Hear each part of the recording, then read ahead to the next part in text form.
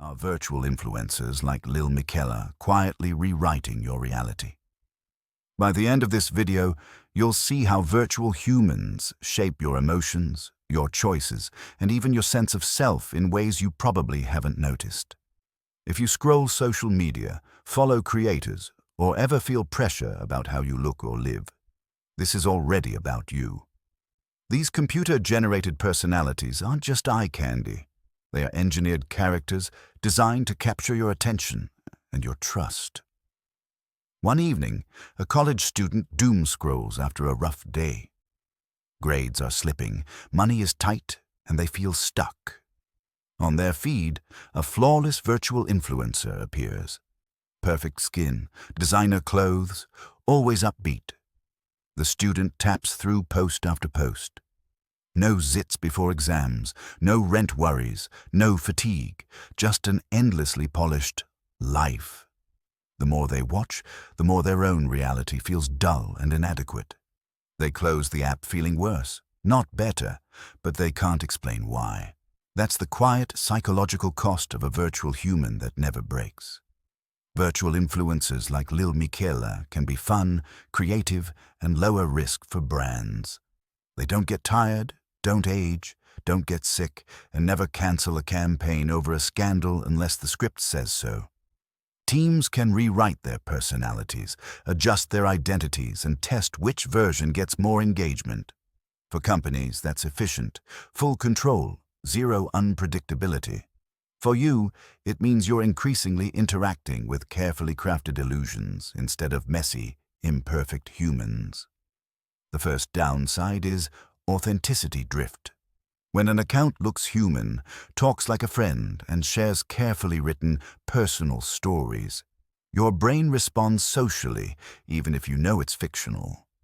You might feel parasocial closeness with someone who, in reality, does not exist and cannot care about you back.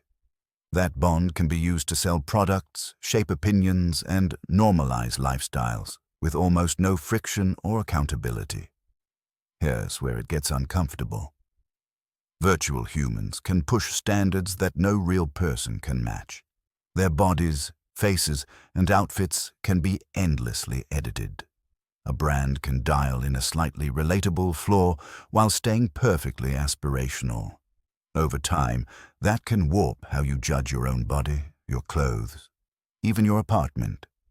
If you compare your bad hair day to someone whose hair is literally rendered, you will almost always lose. Another problem is blurred responsibility. When a real influencer misleads followers, you can focus on a person and demand an apology. With a virtual human, blame dissolves into a company, an agency, a team of writers, maybe a modeler overseas. Who exactly decided to push that questionable skincare ad or that half-true social message? And was it guided by ethics or just engagement metrics? There's also a power imbalance in data and persuasion. Virtual humans can be tuned using your clicks, comments, and watch time.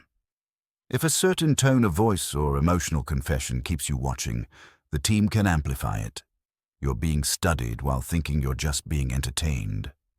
At what point does influence cross into manipulation? And would you even notice if it did?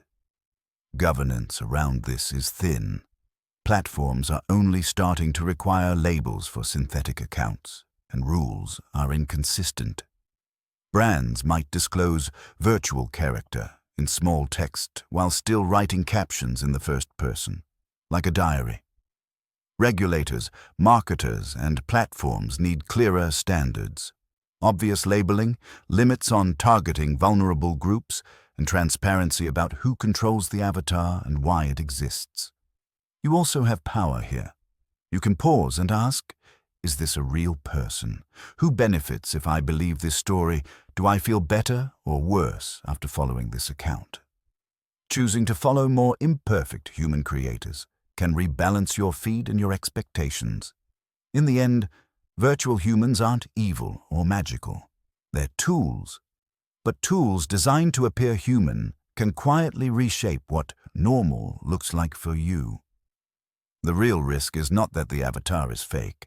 It's that your feelings in response to it are real.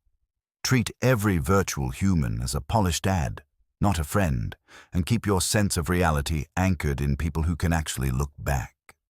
Like and subscribe for more such path-breaking AI and tech news.